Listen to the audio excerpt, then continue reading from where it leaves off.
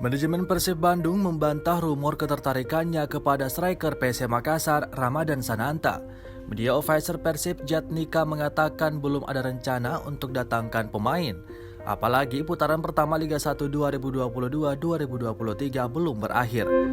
Kasta tertinggi sepak bola Indonesia dihentikan ketika memasuki pekan ke-11. Penghentian Liga 1 akibat tragedi Kanjuruhan Kabupaten Malang, Jawa Timur yang menewaskan 135 orang.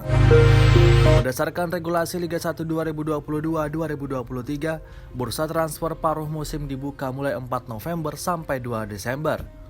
Dia menyampaikan Persib Bandung saat ini hanya fokus latihan sambil menunggu kepastian liga dari PSSI dan PT LIB.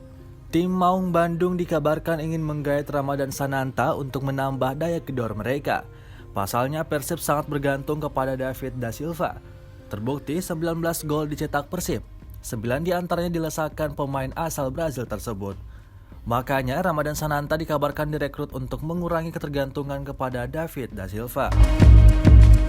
Selain itu menjadi opsi tim klub kebanggaan masyarakat Bandung jika David da Silva absen karena cedera atau akumulasi kartu.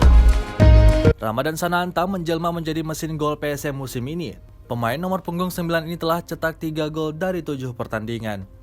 2 gol dibukukan ketika PSM menaklukkan Persib Bandung di Stadion B.J. Habibie Parepare dengan skor 5-1 pada Senin 29 Agustus 2022. 1 gol lagi dicetak ketika PSM menang 3-0 atas Persebaya Surabaya di Stadion B.J. Habibie Parepare pada Senin 10 September 2022.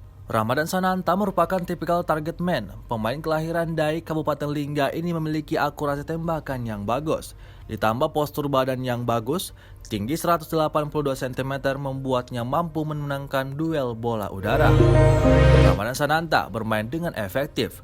Setiap peluang didapatkan mampu dimaksimalkan dengan baik. Berkat penampilan cemerlangnya tersebut, Ramadhan Sananta dipanggil oleh pelatih timnas Indonesia Sinteyong saat lawan Curaçao.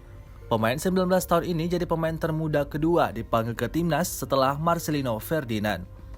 Pemanggilan Ramadhan Sananta ke timnas Indonesia jadi panggilan pertama dalam karir sepak bolanya.